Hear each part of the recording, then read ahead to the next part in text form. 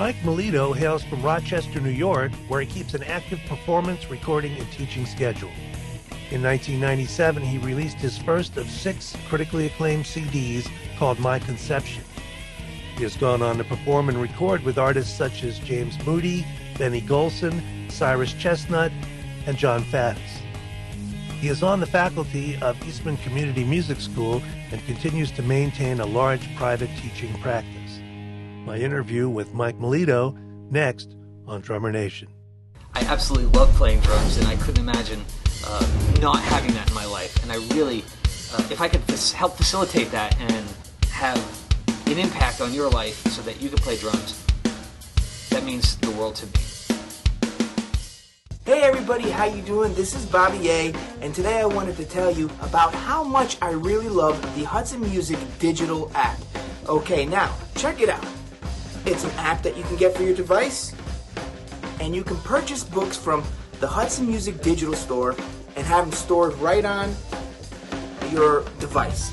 The great thing about it is you always have it with you, and any content that might be video related or music related is right there at your fingertips. It's a wonderful resource.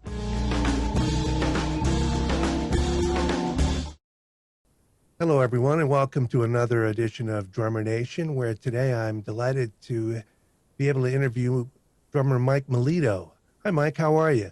Hey, good, Michael. How are you? I'm very well. I've been looking forward to interviewing you for a while, so nice to finally get to this. Yeah, I'm looking forward to this, too. Now, I know you came from a musical family in Rochester. Tell me a little about your background. Well, my father was a trumpet player.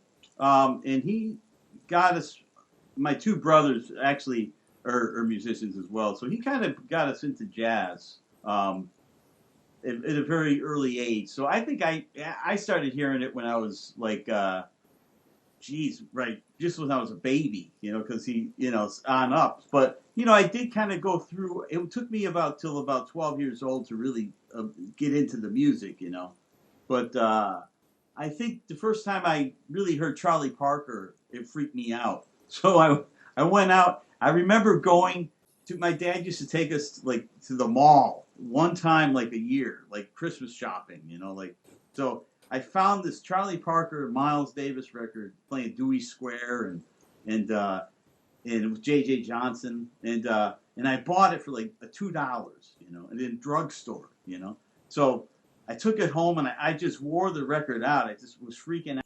Then I bought an Elvin Jones record, actually. And with the one with Dear John C. on it.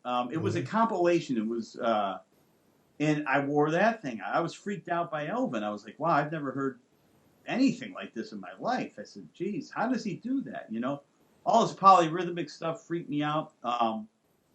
So the drumming actually on all those recordings really got to me, it just how do guys play like that, so it made me very curious about not only how they played like that, but just the music, so so my brothers started teaching me about, through this process, started teaching me about forms.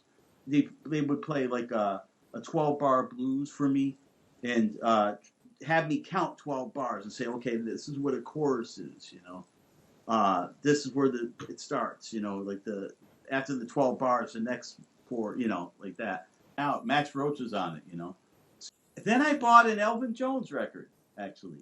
And with the one with Dear John C. on it.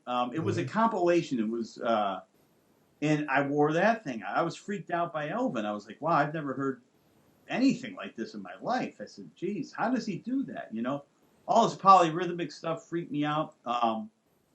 So the drumming actually on all those recordings really got to me, it just how do guys play like that, so it made me very curious about not only how they played like that, but just the music, so so my brothers started teaching me about, through this process, started teaching me about forms.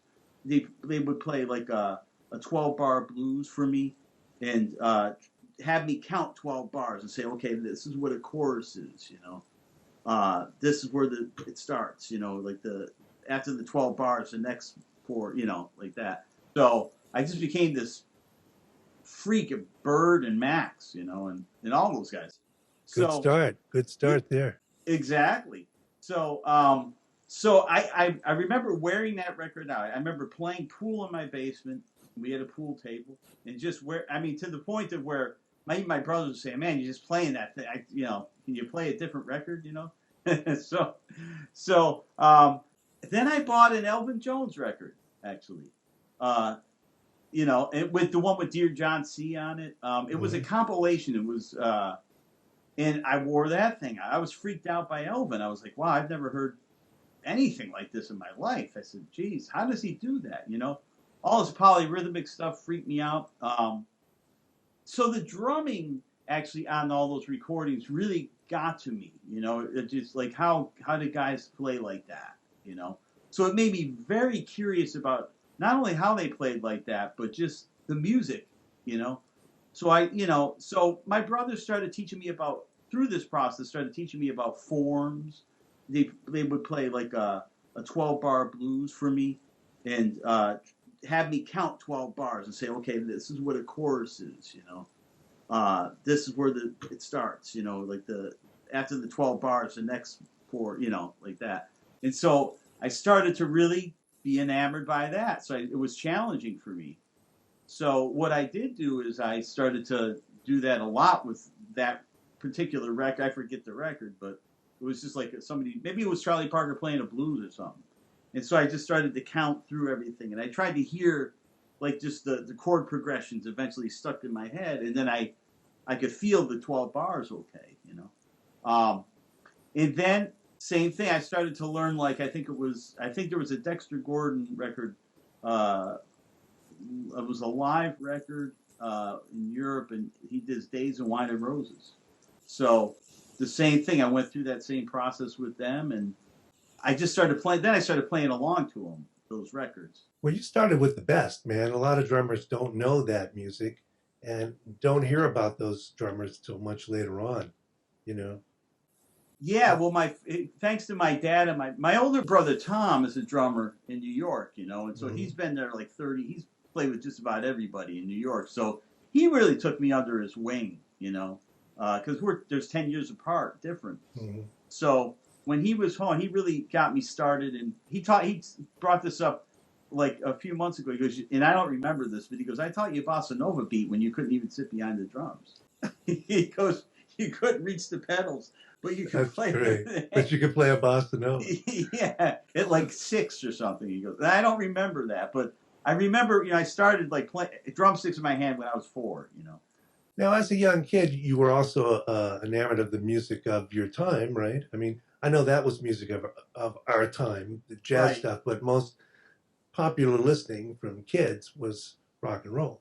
Right, exactly. So I was familiar with Rush. Was really big during the day, was really big that, and so I actually would listen to Neil Peart, and would think, oh man, I was actually pretty enamored by him because I thought, wow, you're hearing the stuff in Seven and at the time, some of the stuff, Tom Sawyer and all that stuff, and you're thinking, wow, that did hit me. It did actually made an impression, Mm-hmm. So, wow. That's a nice jump from a jazz player, but I'm talking also about, a Keltner kind of groove or just sure. Backbeat stuff, Motown, Stax. Well, growing up in Rochester, Steve Gadd's from here. Mm-hmm. So Steve's from here. So he was a huge. Then I started to get into him really, really big. From that and like Chick Corea Friends. That record came out, and I think I wore that thing out like. I think every Gaddism is on that record. Absolutely. It's one of his greatest. It really is, and so I remember him. My father took me to see him. Oh, it was 13 or 14. He was playing with his own quartet here, which had George Young, the saxophone player, Eddie Gomez was playing bass, and Warren Bernhardt was playing piano. And so they were playing straight ahead. All straight ahead stuff. And I remember he would play stuff with the brushes. I remember it was the first guy I ever heard play the brushes that sounded as loud as sticks. He got such a big sound. And I was like, wow. So that stuck with me. So I'm like, wow, the brushes. So I haven't really gotten to the brushes yet. So I was like trying to get go home and get a pair of set of brushes, try to do it, and I just couldn't. Obviously couldn't do it. So But the cool thing is you're starting drums at the right spot. You're listening to the great players, and you're focused on the sound, right, which comes as an afterthought to so many young drummers, possibly because it's so hard to tune a drum. absolutely. I think you're right. Just to develop the ears to hear that it's even tempered all the way around, even tensioned. It's hard for kids. And also you had probably good gear too. You're a lot of young guys trying to play sensitive music. Sorry, I bumped the mic. Sensitive music, and they don't have the right stuff for that. Right. No, absolutely. I think you're right. Yeah, I did have good gear. I mean, yeah, I did have some good gear. I had some Gretsch drums, a bigger set of drums, but it's still, I remember I think Gad used to use Evans hydraulics and then clear ambassadors on the bottom, if I'm not mistaken. I could be wrong. But so I went and got those exact, heads and tried to tune the drums the exact same way he did. Mm-hmm. And I remember trying to figure out some of the stuff he did, and then and I a little bit I could, obviously, but it was way over my head. And then there was a saxophone player here who was really one of Steve's musical fathers, who hired me for my first jazz gigs. Who's that? Joe Romano. Oh yeah, sure. Play in Buddy's band and Woody's band. He played with everybody. Mm-hmm. So he hired me when I was like 16. So, I started just, and it was really amazing. Well, how that started too, I have to say, I'd have to credit the vibraphonist Joe Locke, Keep going, because that was my next question. Pretty soon, as a teenager, you started doing gigs. Right. Tell me more about that. Well, when I was 15, I want to say, or 16, Joe Locke was a good friend of my brother Tom's. They used to do a lot of gigs around here when they both lived in town here. So they were real close. So Joe used to come over and hear me play, and he used to try to get me out to play, just sit in. And I said, "No, Joe, I'm not good enough to do that. I can't."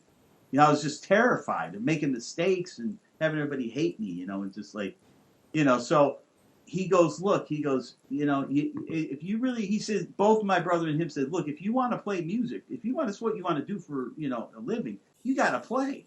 I mean, you're going to have to go out and fall on your face. He goes, or else you just forget it. They told me it straight. They just said, look, forget being a musician. So kind of ticked me off a little bit. I was like, man, I'm only 15, and you guys are, but they were telling me the truth, which is what you need to hear, Everyone needs their ass handed to them a few times. Absolutely. And as you start gigging, it will find your weaknesses, Absolutely. So go ahead. Well, you came up I think you have to have gear, you have to have a development of sound, you have to listen, you have to practice, and then you have to work. Right. And you don't get anything from the others that would live without the others. You know what I'm saying? No, exactly. Absent any one of those three, you find yourself in trouble. No, you're right. But that's great to get that experience as a teenager. Yeah, I mean, so there was this. So the phone rang one Friday night, and so I remember I answered it. It was Joe Locke. He goes, "Look, I need a drummer for my drummer bailed tomorrow. Can you play?" I go, well, "Yeah, I'm free, but I don't think I'm good at it." He goes, "Look, you're playing tomorrow at 9 o'clock. At Foggy's Notion. That was the name of the club." He goes, "And I'll see you. I'll see you there." Click. So I'm like freaking out. I'm like, man, I couldn't sleep. I was like, how old were you? 15. So you're not really old enough to be in the club. Exactly. So my dad, who was a cop, my mother took me to the gig, and my dad was a cop, and he came and picked me up because I think he was playing too. So he came and picked me up after his gig. So yeah, I'm in there and I'm playing. So I remember the first tune we played was Autumn Leaves, and so Joe explained. He goes, "Okay, now with Autumn Leaves, we're gonna go boom boom." Then you'll hear it. So I did it. And the first tune, I was terrified. I got a little, but I loosened up after that. Mm-hmm. Then I had such a good time after I actually just forgot about like being scared, because right. I was having so much fun in that first tune. I got looser. I said, "Oh man, I could do this," There you go. So you realize they're not going to boil you in oil and eat you. It's a gig. You're going to get through the other side and keep a good attitude, and it's all going to work out. Exactly, you know, and I just found myself having so much fun that I just no, I was I became fearless, you know, like even during that gig, I just started to open up a lot more and just started to really just hit the drum, you know, and so Joe Romano was in the club that night. It was actually he was actually that was his regular gig he had with Joe Locke, and so he came in after and he heard me play, and so he called me over. He goes, and he knew my dad really well, and he goes, so man, he goes, you sound great. He goes, I want to hire you for like I have a 2-month stint coming up at the club for 3 nights. Can you do it? And I said, yeah, I'd love to do it, but I have to check with my parents, you know. That's cool. So it was a Thursday and Friday, Thursday through Saturday gig. My parents wouldn't let me do the Thursday because it was a school night. Mm-hmm. So, but I did Friday and Saturdays for 2 months, and that was huge. I learned more of that. I never went to college, but that was my college. Right. Was being able to play with those guys, you know, because I learned so much, and you know, I learned so much about there was times when I would tunes I didn't know, I would write down. I'd bring a notepad. Okay, I don't know this tune. Don't know this. Mm-hmm. And I would go home and I try to learn it for next week. Do your homework, yeah. Yeah. So I do that, and then so I got through that. And I had a ball, and then Bill Dobbins started to call. He called me, you know. So actually, one time. Go ahead. Were you studying privately at the time from somebody, or just your brothers? Well, my brother and I studied with this great orchestral drummer, John McNeil, who played in our local orchestra. Mm-hmm. And so at the time, and I was telling him about this too, because I was studying with him at the time, and I had a lesson on that Saturday, the day of that gig. And I was going to tell him how terrified I was. He goes, look, he goes, the same thing. He says, you know, just go do it. Try to have fun with it. It doesn't matter. You know, you're not, you know, you're 16. You know, you're not, nobody's expecting you to go out there and play Philly Joe. You know, just go do your best. So that was helpful to hear from him. So, sure. I always tell a student, if I have a young student, I say, I got one rule, man. You got to follow this rule or it's not going to work. And they get all wide-eyed and I say, the rule is you got to have fun. Right.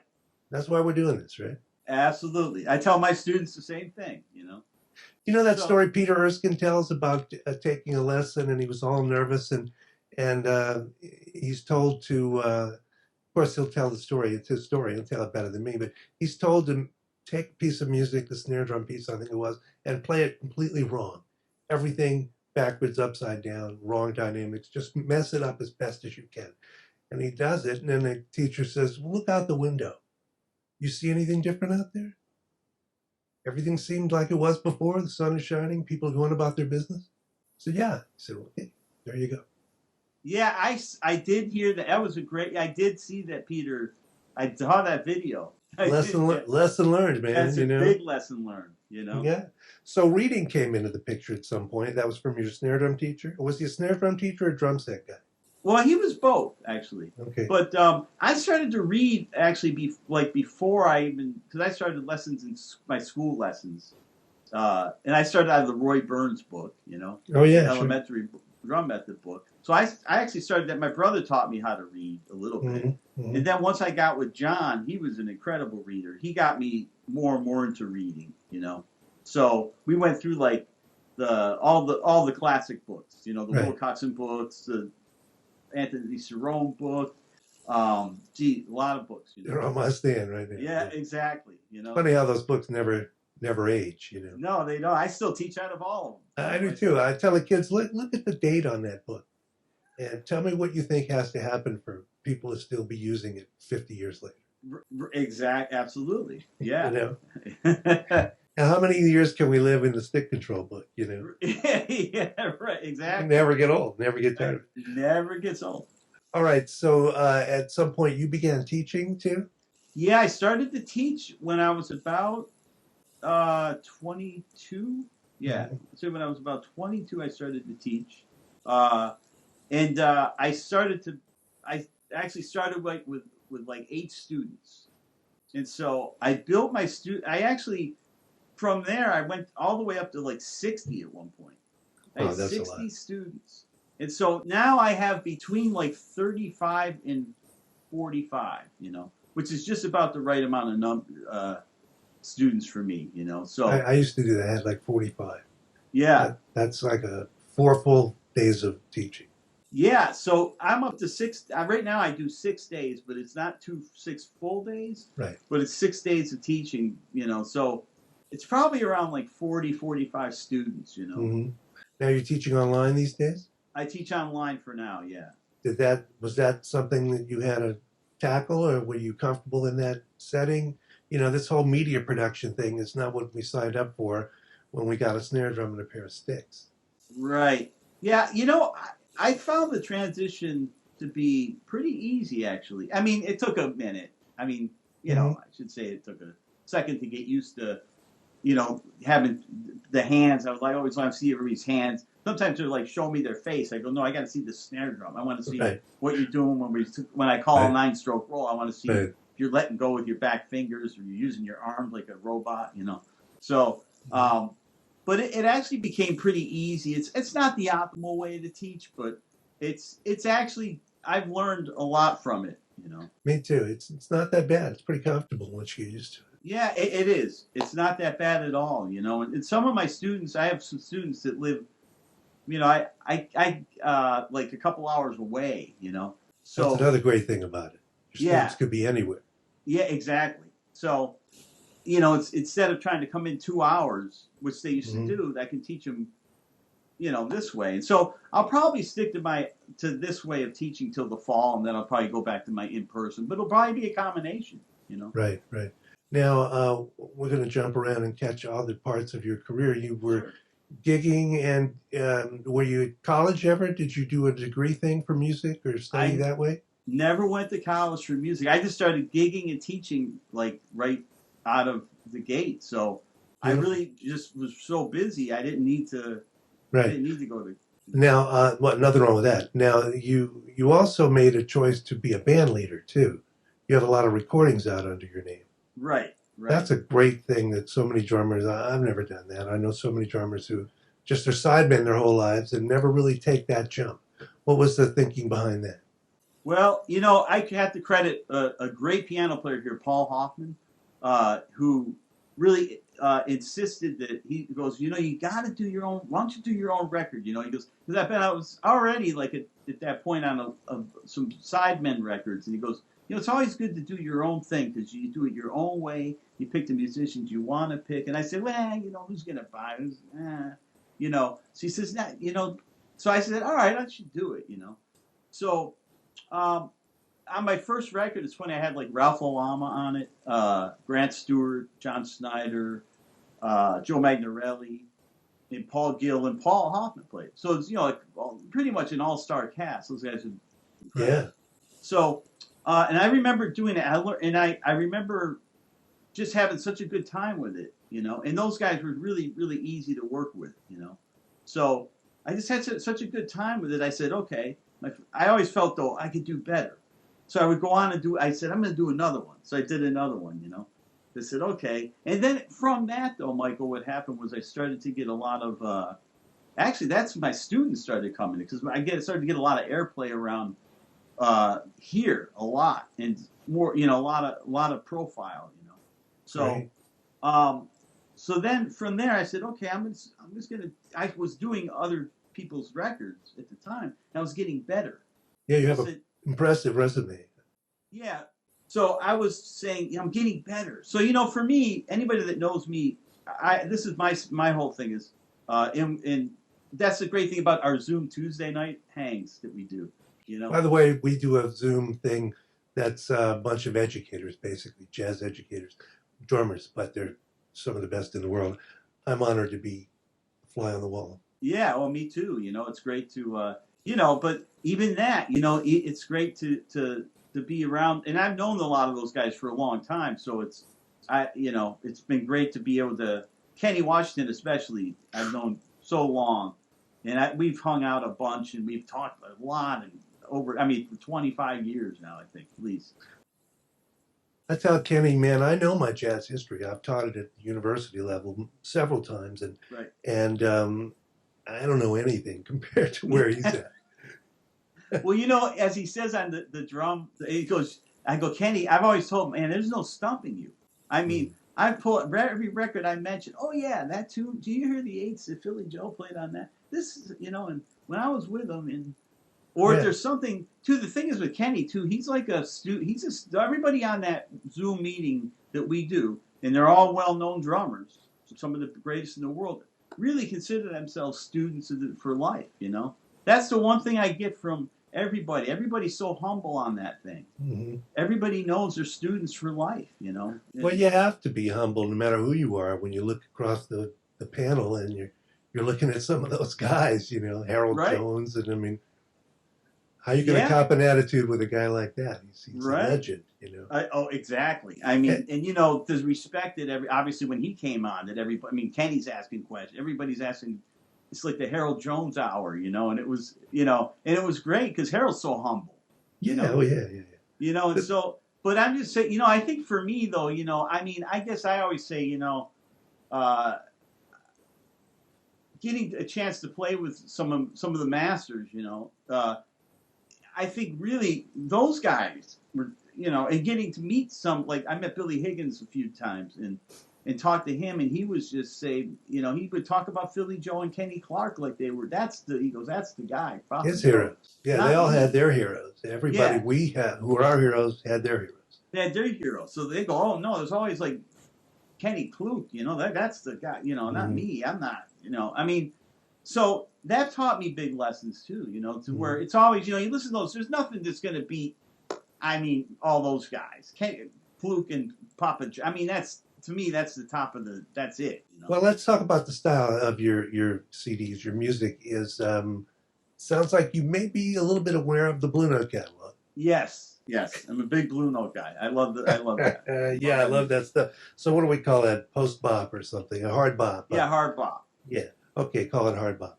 What are some of the characteristics of hard bop? Because we have people watching of all different backgrounds.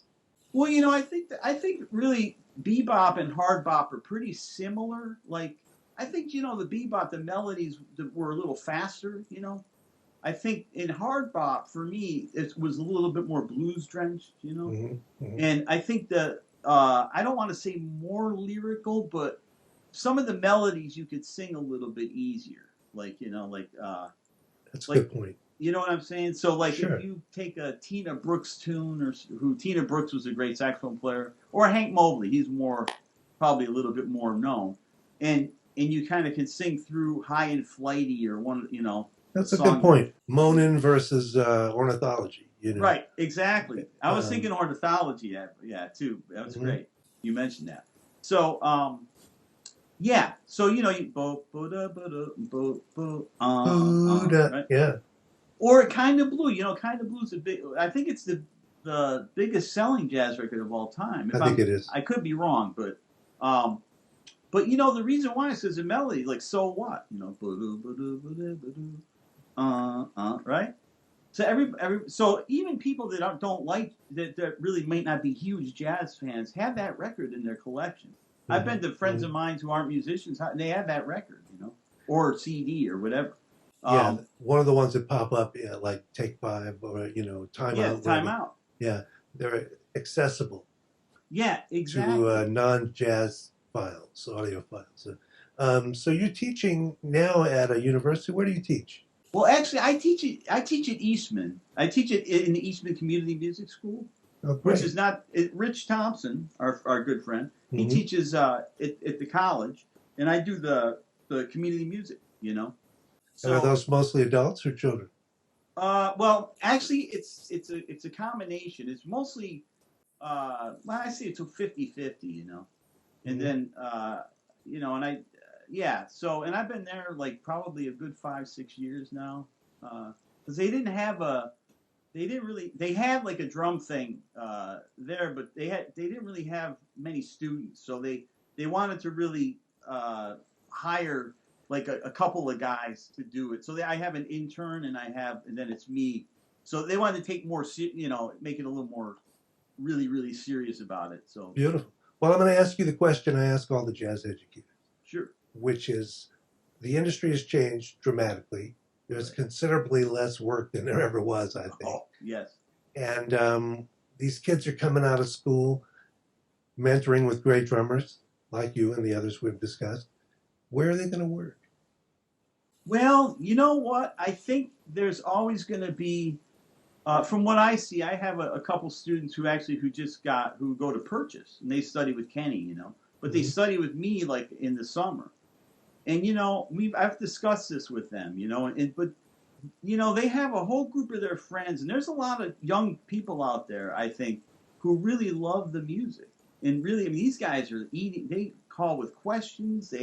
I had a 2 hours lesson with one of the students who goes to Purchase the other day. He's asking me all these questions about Lex Humphrey, all these guys, like the drummers, the music. How do you do this? What do you do? What are you thinking about here? What do you? So I think that and they practice and these guys were great when they left me, So I think there's there actually is a bigger audience out there than we think for the straight ahead jazz, at least, But I think I think as long as that's there, I think the music will always be there in some form, It's not what it was when I was there. I mean, when I used to play a lot more, but I still actually work. I've actually worked through the pandemic a little bit, Good for you. And I'm starting to get a lot more gigs now. So I've had 3 gigs the last couple weeks, So, beautiful. But it goes in waves. Well, I mean, the focus is on education for the music at hand. What happens in the music industry is nothing your teacher can anticipate or really respond to. We just have to keep playing. And there's a difference between will the music survive? Of course it will, and keep moving. And will, your local workaday gigs stay around? That's a different question. Well, exactly. I mean, where I live, there's really no bona fide jazz clubs here, Yeah, same here. So there's a few little rooms there's supposedly one that's going to open up, I'm told, which would be great. But it's just, there's some restaurants, Then there's I do like some gigs just playing jazz in assisted living places. And we just play standards, and the people, older people, they love all the they can sing, they sing the lyrics, and it's great. We play for an hour, and it's they love it, My son's a guitar player. He does a bunch of those. He does chord melody stuff. And, he does. Okay. And he loves it. They're very appreciative. And the gig's over in an hour, and they're in the afternoons. Exactly. So does he live in Atlanta? Yeah, he lives here, and okay. He's moving to Nashville. Oh, he is? Okay. As soon as this he writes tunes and all that. But I'm interviewing you. Appreciate you asking about my son. But, but it's always nice. I listen back to some of these interviews and I say, why don't I just shut the fuck up and listen to these cats talk? No, I love to hear about others too. All right, so what's coming up? So, what I have coming up is I have a private gig coming up this Sunday. I'm playing. I just did a gig the other day. It was a gig in this movie theater that we have in town. It's an arts theater. So that was a lot of fun. And that was sold out, which was great. But what's coming up is I have this private gig on Sunday, and I'm doing this gig at this place called the Penthouse, which is they have a weekly jazz or actually a monthly series on Wednesday nights. So that's a 6 to 9 gig, And then I have a couple of private, a lot of private stuff coming up. That's the public thing I have coming up, and then I have a couple of public things coming up in August, I think. People don't realize that a lot of the gigs musicians do are invisible, right? Right. Yeah. You're either in the studio or you're working a party or a private event or something that's invisible. Exactly. Yeah. And that's what a lot I'm doing, So. When I lived in LA, I was surprised to see how few of those guys you could actually see out and about in the clubs. They would do jazz clubs at night, to pay their bar tab and hang out after being in the studios all day. Well, you know, it's fun. Like, my brother was really good friends with Vernell Fournier. They were really close, you know. And Vernell, great drummer. Yeah, one of my heroes and one of my brother's heroes. And I mean, they used to hang out during the day. And when Vernell used to drive a cab, you know. He worked at Sears for 20 years in Chicago, you know. I mean, one of the greatest drummers that's ever, like, walked the planet. And so, you know, my brother used to tell me, he goes, Vernell used to come into these gigs I used to play. And I used to ask him, like, why am I on this gig, you know? And not you. And he used to say, you know, Vernell was like, be driving a cab. He goes, you know what? That's just the way it is. He goes, you know, but he goes, you know, as long as you're working, and, you know, that's great. And he goes, and he used to say, he goes, just sound good. That's what he used to say. Just sound good.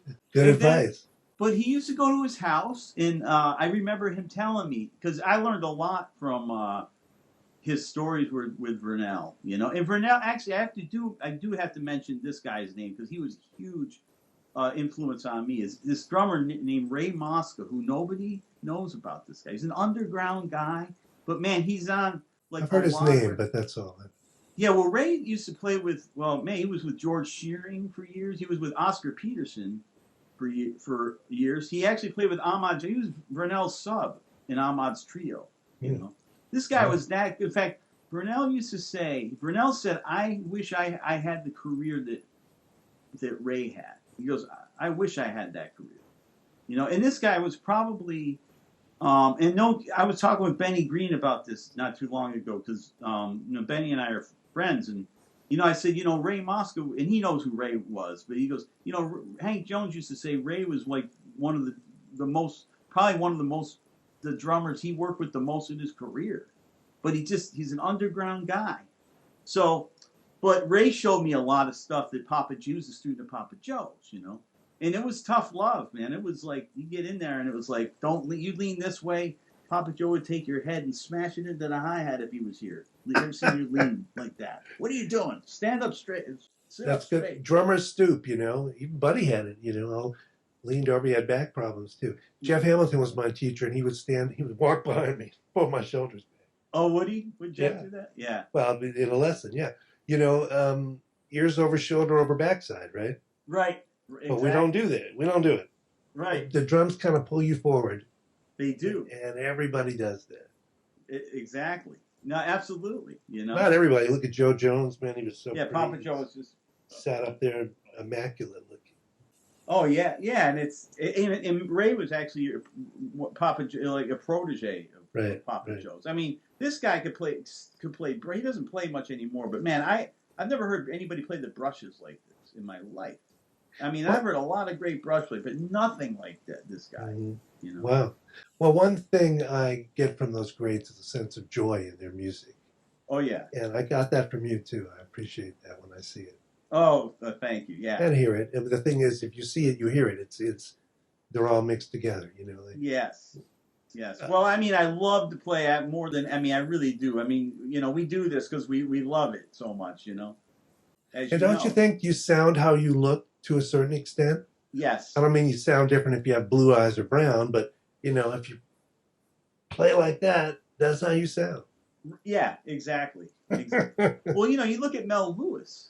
You know, Mel was so relaxed, like when he played. He was like, you know, just everything was just like he was looking at the wall, like when you were playing all this stuff would become. I mean, and the energy and everything would just be like this, you know. I saw Mel Lewis video I saw where it's just his face and he's burning, man, and he's sitting there looking like he's in church, you know. He's just... Yeah, I know. I know. Tipping, right? What's tipping? yeah, tipping, man. That ride cymbal, man. Ding it, you know. You feel that ride cymbal through the music, you know. Yeah, and those guys had all that passion and enthusiasm and energy, but it never got past, you know, right there. Yeah, very relaxed, you know. Obviously, Jeff being like, you know, being a Mel freak, he reminds me of Mel in a lot of ways. Oh, yeah, he's a Mel freak. You know, it just because he's just, you watch him and you see him do a clinic or you just watch him with the snare drum, you know, and everything's just like so easy, you know, and... it's supposed to be easy, right? Right, exactly. Absolutely. They say that composition gets harder as you get older, but playing gets easier. Buddy said playing got easier. Oh, did he say that? Yeah. Wow. I never heard that from him. Yeah. Stands to reason, right? You learn Yeah. to conserve your energy. You learn to play within yourself and all that stuff. Well, I agree with that, because there's a lot of videos I've seen of myself 20, 30, even 20 years ago, and it's so much. Since watching those videos, and I videotape myself now a lot, Mm-hmm. and man, it's great to see how you're playing, like how if you're, because I always tell my students I want to see wrists. I don't want like arm motion, and when you go to hit a cymbal, I don't want two motions to the cymbal. One motion. I want, just everything like this. Yeah. I want the going from the floor tom. I want these movements. So I don't want like the dealing a deck of cards. I don't want like this. And so, but you have to go through, and you have to go and you do this for a long time. You have to watch yourself, and I have mirrors. Like I have a mirror right there where I watch myself. All the time. Yeah. Yeah. Great practice with a mirror. Nowadays with like Zoom, this is my practice in teaching in the interview studio. I just hit record and go play. And it's such a beneficial thing, especially during COVID. Oh, it is. It definitely is. Yeah, because, without the gigs, to try to stay, I play along to record like records every day. Like, I have Philly Joe records and Max and Elvin, and every day, like probably that's for at least an hour. That's part of my practice. Got to stay ready to drive the bus. Yeah, exactly. And plus, to get the other thing is I have my students do it. So, and the reason why I have my students do it is because I'm trying to get them to get the feel of some of the feel of those guys, because the cymbal beat and all that stuff, you really can't, you can tell somebody about it, but they got to feel that. And, the only way to really get that is through really, for me, is playing with great musicians. Like I said, I've been blessed to play with some of the greatest, but, and when you feel like one guy I played with a lot was James Moody, and so when I played with Moody, he had such a big sound and a big beat, sitting next to him, but he didn't have he had a hard time hearing. He really wanted a hitting behind him, so I but I would ask, we had dinner every night, I remember, for a month, and it was great every night, and I'd ask him all these questions, And the one thing I said, when you really learn how to play this music, not just from him it was a different era, but for me, I always just would spend, since I was a kid, playing to Philly Joe records and to Max, all those guys, at Lex Humphreys and Al Harwood, all my heroes, and that's how I developed my cymbal beat, and there was some great bass players I got to play with, like older bass, it was great. I got to play with older musicians as a kid who really, they didn't say anything to me. I used to play with this great bass player, Barney Mallon, who had the biggest beat and he used to play with everybody, but was just settled in Rochester, but man, just a wide quarter note, and just, you get right in there, and it's just all the space you feel, and and you couldn't help, he improved my cymbal beat. I give credit him like 100%. Without saying a word, right? Without saying anything to me, right. And I used to say, so Barney, I used to ask him, he goes, man, you're doing all the right stuff you're doing. You just got to keep doing it. Just keep doing what you're doing. And don't listen to these people that talk about like pushing and bashing and, music doesn't call for that. When you're playing tunes, let the music play. Let the music, do the talking for you, but let the tempos play themselves, So if you do that, you're going to be in great shape. Well, Mike, it's been great getting to know you better. Website is what? MikeMelito.com. And people want to contact you or study with you can find you there? You can find me there. There's videos of me playing from all kinds of videos there. There's clips of my CDs. And, everything you want to know about me is there. It's a good site. I was just on it. Yeah, thank you. Any words of wisdom to wrap up? Well, the best words of wisdom, I think, for any musician now is don't give up. We're in a period of where I know a lot of people that have moved out of New York, a lot of well-known guys have moved out in New York, and it's not like they've totally given up on music, but it's like they're starting to get into other things, which is good. You got to eat, but we all have to just keep a camaraderie. I think musicians really need to be together, stick together, and really never give up playing, and never give up, because I think I think the more and more that you just do that, I think we have a better chance of surviving and helping the music survive and us surviving. And plus, we do this because we love it, and you have to remember that. I think that's the most important thing. That's I practice like a maniac and now I have a heavy teaching schedule and everything. I still practice. I practice. I spend like I'll say this. I spend probably an hour, at least an hour, at 11 o'clock till midnight. You'll see me down practicing Wilcoxon on my pad. So it's just, you just have to keep a positive attitude, try to stay happy and healthy, and take care of yourself. And if you do that, I think you're going to be in good shape. Great words of wisdom from Mike Melito at MikeMelito.com. Thanks, Mike. Thanks for having me, Michael. Let's hang when this whole thing opens up. I'd love to. All right, brother. Take care. All right. Take care.